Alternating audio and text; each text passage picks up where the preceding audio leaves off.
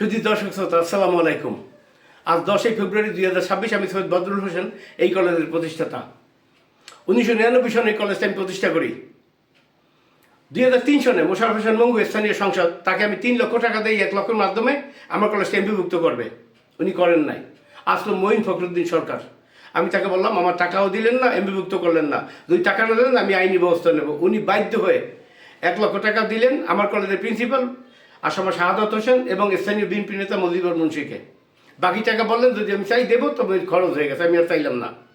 2010 সনে এই কলেজটা 100% পাস করে। আমি নিজের চেষ্টায় এই কলেজটা এমপিভুক্ত করি। স্থানীয় সংসদ গোলাম কিবরিয়া টিপু উনি ডোকলার পিটাইলেন, কলেজ এমপিভুক্ত করছেন।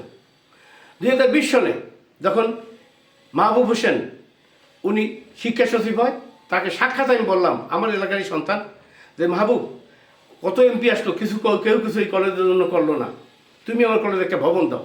আমার দরখাস্ত ছাড়াই উনি অল্প দিনের মধ্যেই ভবন বরাদ্দ করলেন এবং টাকাও বরাদ্দ করলেন এবং মূলদি গিয়ে উনি বলছেন যে এখানে একটা ভবন দেওয়া হয়েছে। অথচ ভবন প্রতিষ্ঠার পরে এই গোলাম কিবরিয়া টিপু উনি ভিত্তিপ্রস্তর স্থাপন করেন, উনি দার্জুল পিটান ভবনটা উনি এনেছেন। এরম একদম মিথ্যাবাদী যে লোকটা চেয়েছিল এখানে যাতে এই কলেজ না থাকে, কিন্তু ওনার জানা নাই।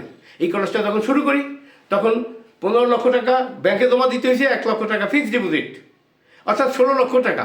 তখন যদি 16 লক্ষ টাকা দিয়া আমি ঢাকার যাত্রাবাড়িতে 16 কাঠা জমি কিনতাম, তার মূল্য আজকে 16 কোটি টাকা। কিন্তু কলেজের নাম রাখার জন্য এই টাকাটা ব্যয় হয়েছে, উনি জানে না। আজকে হাজার হাজার কোটি টাকার মালিক, ওনার 20-22টা লঞ্চ, বিরাট বিরাট লঞ্চ, উনি আজকে জেলে। ওনার মেয়ে ক্যাম্পিং করতেছে, ভোট দেন, উনি মুক্তি পাবে। ভোট দিলে কি মুক্তি পাবে? ওনার উচিত ছিল যে 10,000 কাপড় গরিবের মধ্যে বিতরণ করা, যে আমার বাবার জন্য দোয়া করেন। এই মানুষগুলি তার জন্য আন্দোলন করত। আসি মিরগাঁও সেতু, আরেকজন প্রার্থী ব্যারিস্টার ফুয়াদ উনি প্রচার করে বেড়ালেন, ওনার তদবিরে এই সেতু হয়েছে।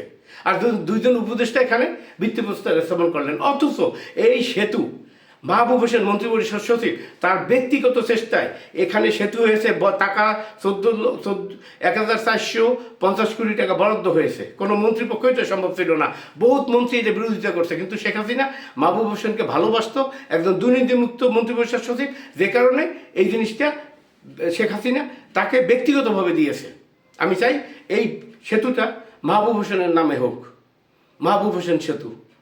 আজকে 3 জন যে কদিন প্রার্থী দাঁড়াইছে, মুলাদির জন্য কেউ কিছু করে নাই, বাবুগঞ্জের জন্য কেউ কিছু করে নাই। দেখেন এখনকার বহুত কিছু করবে, কাকে ভোট দেবেন আপনারই ভালো জানেন। আর আমি সৈয়দ বদরুল হোসেন, আজকে 43 বছর জার্মান প্রবাসী, 20 বছর বেশি আমি বাংলাদেশে কাটাইছি। মনে হয় কম বেশি $7 লক্ষ মতো বাংলাদেশে আনছি। আমার কোনো ঢাকার বাড়িতে 5-10 তলা বিল্ডিং নেই।